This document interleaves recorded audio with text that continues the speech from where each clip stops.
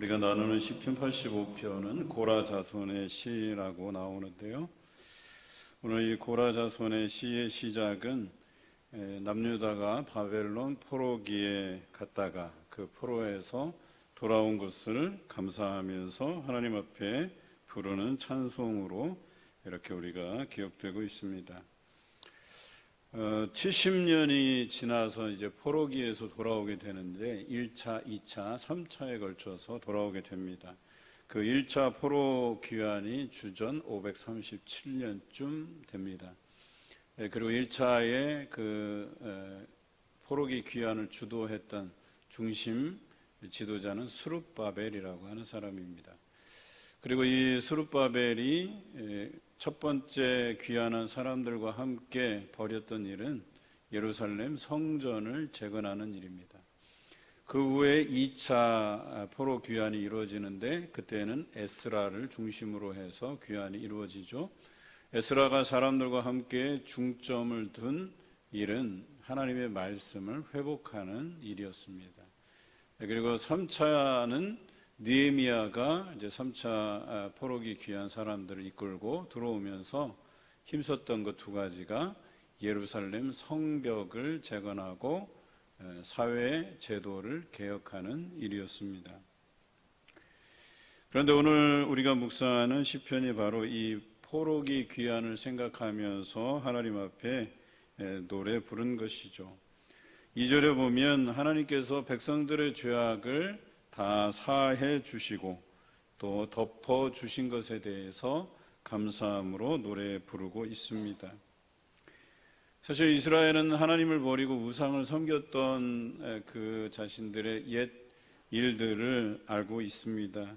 그럼에도 불구하고 그들이 포로기 때 에스겔 선지자를 통해서 하나님이 언제쯤 우리에게 이 진노를 없애주실까를 묻게 돼요. 그래서 중간에 묻다가 어떤 답변을 듣게 되냐면 너희가 지은 죄가 지금 이 목숨을 부지하지 못할 만한 죄인데 너희들 목숨 부지하는 것만 해도 다행인 줄 알아라, 이런 표현을 듣게 돼요. 너희가 분수도 모르고 지금 그 포로로 잡혀간 지 수년이 지나지 않아서, 그러니까 10년이 지나지 않는 그런 상황에서 죄에 대한 회개보다는 이 진노가 언제 끝날까를 묻는 것 자체가 잘못됐다고 핀잔을 주시죠. 그러나 70년 포로기를 마치고 돌아와서 우선 그들이 이제는 하나님께서 우리에 대한 그 죄를 사해 주셨구나, 이제 그 기한이 다 끝나고 우리를 이 포로에서 고향 땅으로 돌아온 것에 대해서 기쁜 마음으로 하나님 앞에 찬양하고 있다라고 하는 것이죠. 그런데 이들의 고난은 끝나지 않았어요. 돌아오면 뭔가가 잘 되고 또 이전처럼 살 수 있을까라고 생각했겠지만 돌아와서 그들이 본 것들은 폐허가 된 예루살렘을 볼 뿐이었죠. 예루살렘 성벽은 다 허물어져서 외부의 침입에도 그냥 쉽게 노출되어 있는 상황이었고, 또 자신들이 그 신앙의 중심이었던 예루살렘 성전은 무너져 있고, 뭐 하나 삶의 터전에서 자신들이 예전의 모습을 찾아볼 길이 없었어요. 그래서 그들이 와서 스룹바벨이 이 예루살렘 성전을 먼저 우리가 재건해야 되겠다 선포하지만 이 포로기에서 돌아온 사람들은 하나님의 성전을 재건하다가 말고 자기 집부터 짓기 시작했어요. 그래서 하나님의 성전은 저렇게 내버려지고 이들은 자신의 집들을 짓는데 또 자신의 삶의 터전을 만드는데 집중했다라고 하는 것이죠. 그래서 학개와 스가랴 선지자를 통해서 하나님께서 말씀하시죠. 특히 학개 선지자를 통해서 1장 6절에 보면 너희가 어때요? 열심히 수고하고 일해도 그 수고의 열매를 얻지 못할 것이다. 또 장사해서 돈을 벌어도 마치 그 전대가 뚫려서 돈이 다 없어지는 것과 같을 것이다, 이런 선포를 하시죠.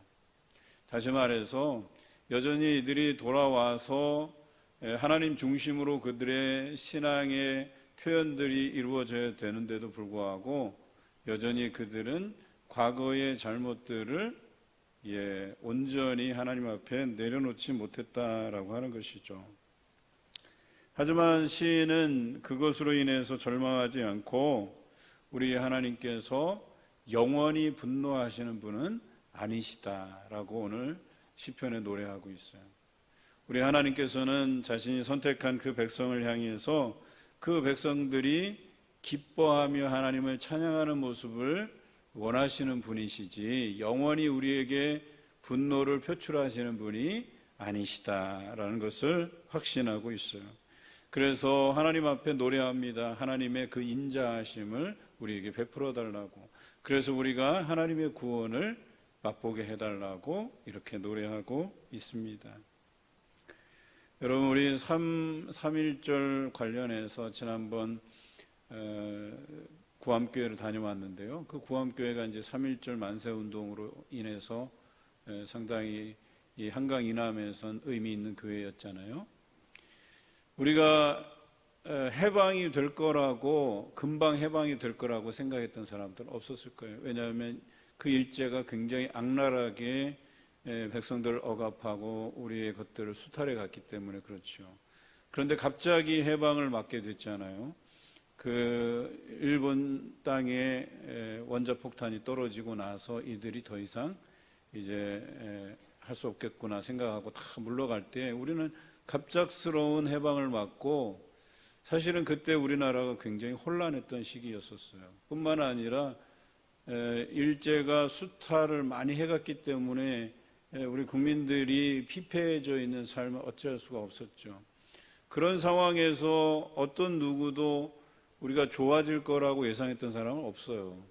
또 좋지도 않은 상황이었고 정치적으로 혼란기를 맞았죠. 또 일제의 앞잡이들이 여전히 혼재되어 있는 상황에서 그들에 대한 단죄 없이 사회를 이끌어가기가 쉽지 않았다는 거예요. 또한 경제적인 사정도 어려웠고 아마 그때를 염두에 보면 지금 상황이 이해가 될 것 같다 하는 생각이 듭니다. 이들이 돌아와 봤지만 여전히 삶의 상황들은 나아진 게 없었어요.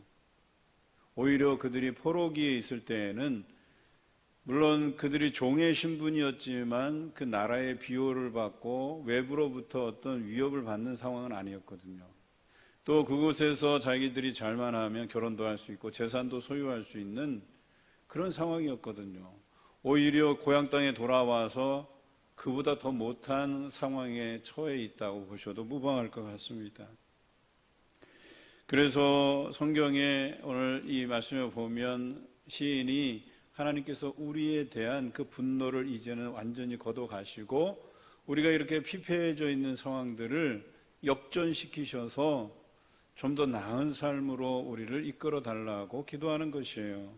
분명히 하나님께서는 우리에 대한 그 노를 오래 품지 아니하시고 하나님의 백성들이 하나님을 기쁘게 노래하는 것을 원하실 것이라고 하는 그 하나님의 본래 마음, 그 마음을 자극하는 노래를 부른 거죠. 하나님은 그런 분 아니시잖아요. 하나님은 하나님의 백성들이 기뻐하며 하나님 찬양하는 모습을 좋아하시잖아요. 이렇게 하나님 앞에서 노래하고 있다라고 하는 것이죠. 그런데 이 시인이 발견한 게 있어요. 우리가 이런 어려움을 딛고 정말 하나님께서 그 백성들을 기쁘게 하시기 위해서 우리에게 필요한 뭔가가 있음을 인지하고 있었어요. 그게 오늘 본문의 8절 말씀이에요. 내가 여호와께서 하실 말씀을 들으리니 무릇 그의 백성 그의 성도들에게 화평을 말씀하실 것이라 그들은 다시 어리석은 대로 돌아가지 말지로다. 이런 이야기를 하고 있어요. 이런 노래를 한 데는 우리 백성들이 하나님께서 우리를 향한 이제 진노를 거두시고 이 백성이 어려운 처지를 하나님께서 헤아리셔서 우리를 이제 기쁘게 만드시기 위해서 우리가 두 가지 해야 될 것이 있는데, 첫째는 하나님의 말씀을 들을지로다. 이 고백이에요. 하나님의 말씀 들을 것. 두 번째는 다시 어리석은 대로 돌아가지 말지니라. 이 두 가지예요.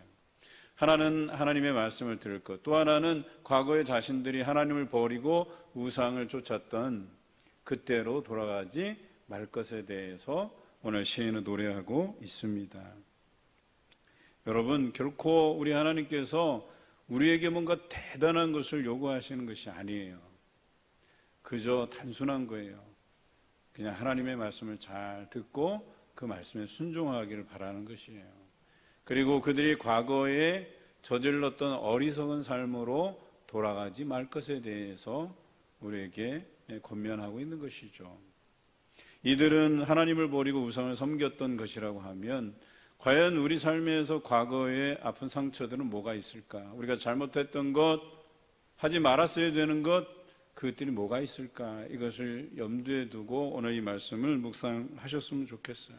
다시는 그 어리석은 대로 돌아가지 말라고 하는 거예요.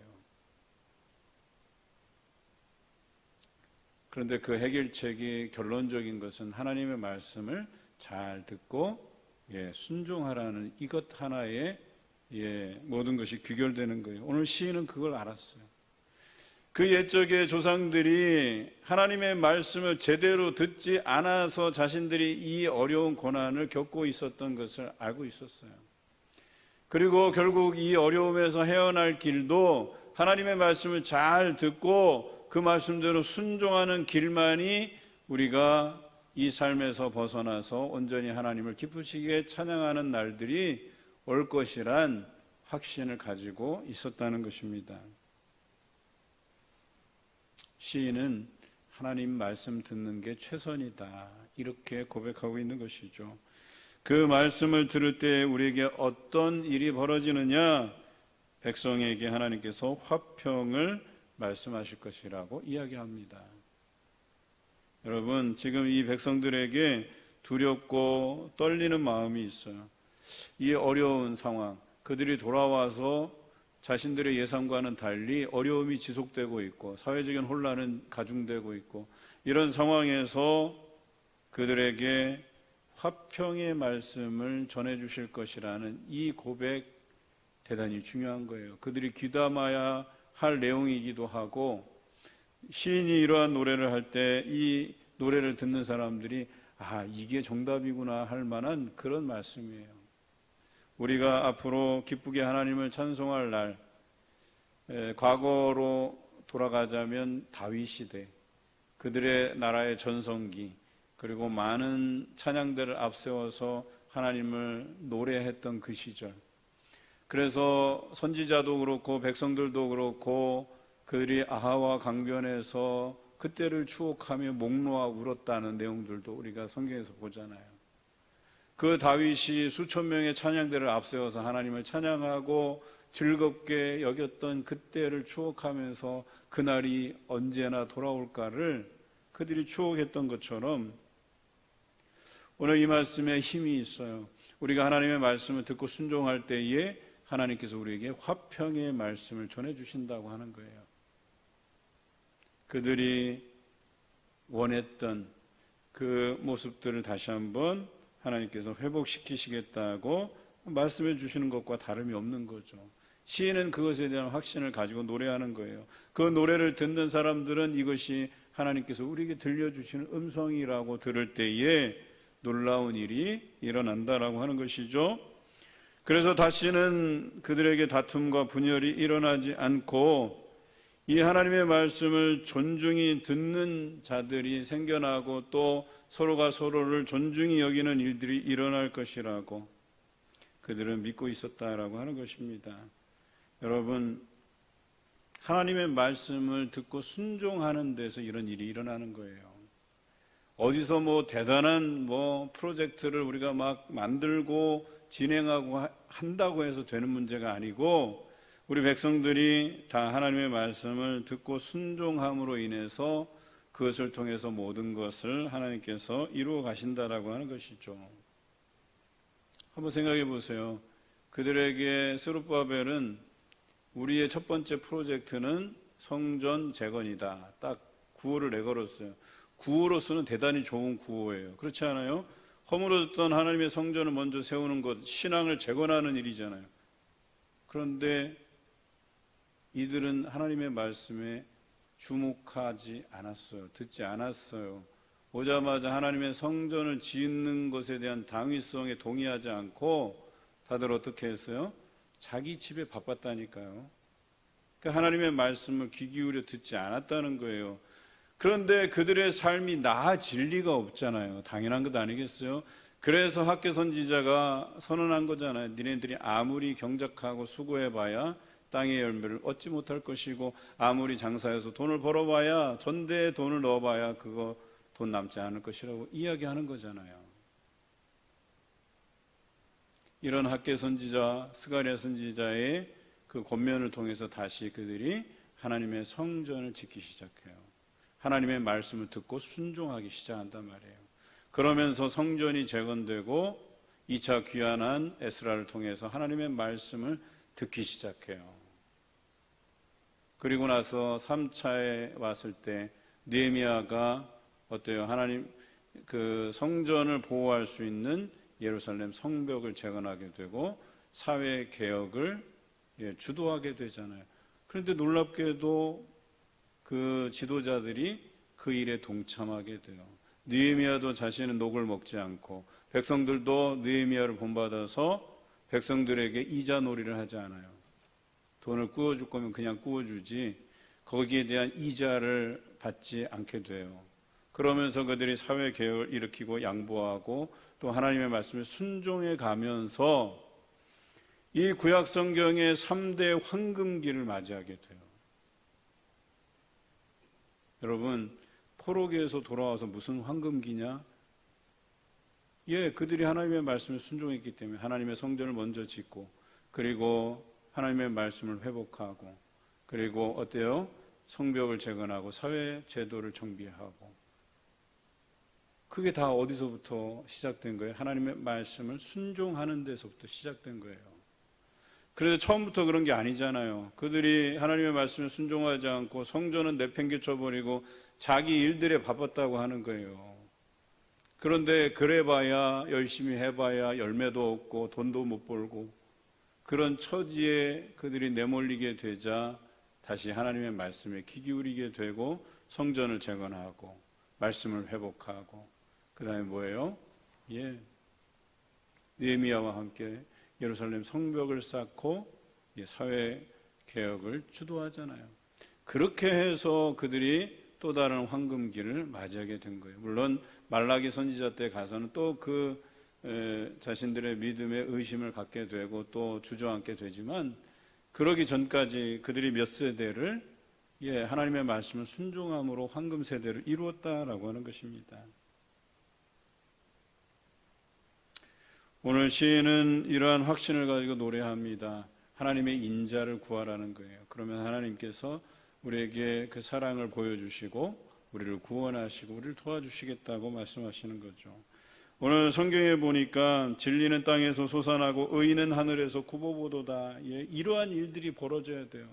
우리 안에 하나님의 말씀 듣는 이들이 많아져서 하나님께서 우리들 사이에 화평을 말씀하게 하시고, 또 뿐만 아니라 인애와 진리가 같이 만나고 의와 화평이 서로 입맞추고, 그래서 우리가 하나로 똘똘 뭉치고 그 안에서 분열과 다툼이 사라지는 그런 일들이 벌어질 뿐만 아니라 이 땅에선 진리가 행하여지고 하나님의 의가 하늘에서 우리를 바라보신다.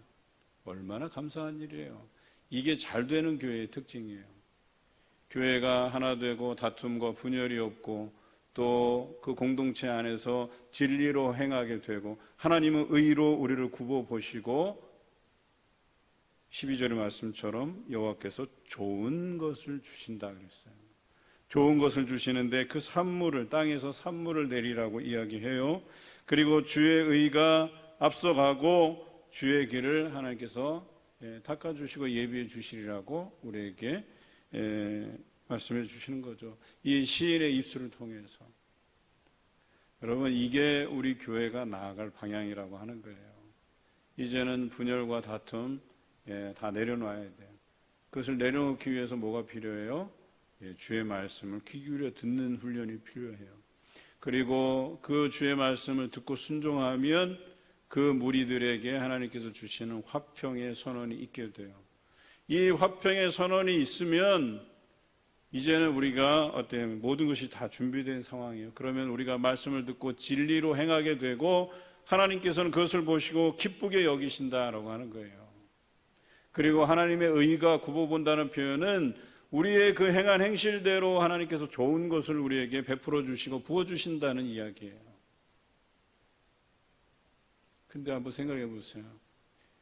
자녀된 자가 이쁜 짓을 해야 용돈이라도 주고 뭐라도 챙겨주는 것 아니겠어요? 그런데 자녀된 자가 부모 앞에서 이쁜 짓도 안 하고 맨날 말썽 피우고 고집 부리고 엉뚱한 짓 하고 딴짓 하고 좋아할래야 좋아할 수가 없어요. 같은 핏줄이라 그래도.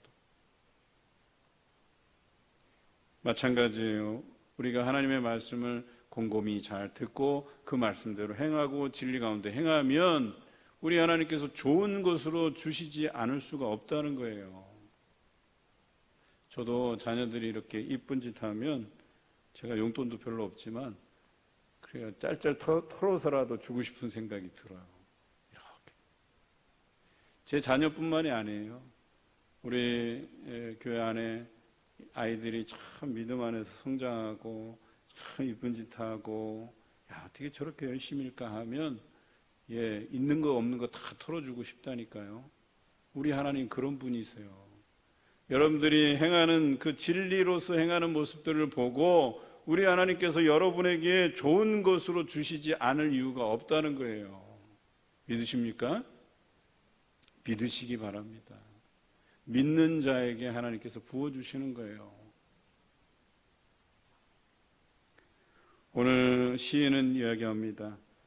좋은 것을 주시리라고. 땅에서 산물이 난다고. 주의 앞에 의가 앞서가고 또 주의 길을 닦으리로다. 우리가 갈 길을 예비해 주신다고 우리에게 말씀해 주세요.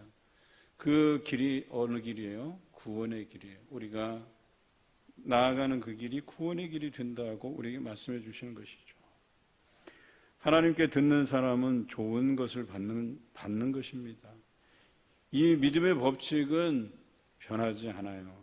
그런데 어때요? 듣지 못하는 이가, 듣지 않는 이가 받지 못하고 형통함이 없는 거예요. 날마다 일이 꼬이기만 하고 자신 생각에는 야 이렇게 하면 되겠다 싶은데 자기 꾀에 자기가 넘어가서 흔히들 그러잖아요. 우리가 넘어질 때 어디 무슨 턱이 있어서 넘어지면 그래도 좀 덜 억울한데 가다가 자기 발에 자기가 걸려갖고 넘어지면 참 바보스럽고 아우 내가 왜 내 발에 걸려 넘어질까 이런 생각하듯이 똑같아요. 내 생각 가지고 내 고집대로 살아가다 보면 자기 꾀에 넘어가고 자기 발에 걸려서 넘어지는 것과 똑같아요. 누구를 탓할 수도 없어요. 아유 내가 바보같지 내가 왜 저런 선택을 해서. 이제는 하나님의 말씀에 귀 기울이세요. 들으시기 바라요. 행하시기 바라요. 진리 안에서 행하심을 보고 하나님께서 의로 여기시고 공평하게 여러분에게 좋은 것을 베풀어 주시겠다고 오늘 시인의 입술을 통해서 말씀해 주시고 계셔요. 여러분 모두가 하나님께 듣고 그분의 인자와 구원을 경험하며 형통의 삶을 살아가시길 주님의 이름으로 기원드립니다.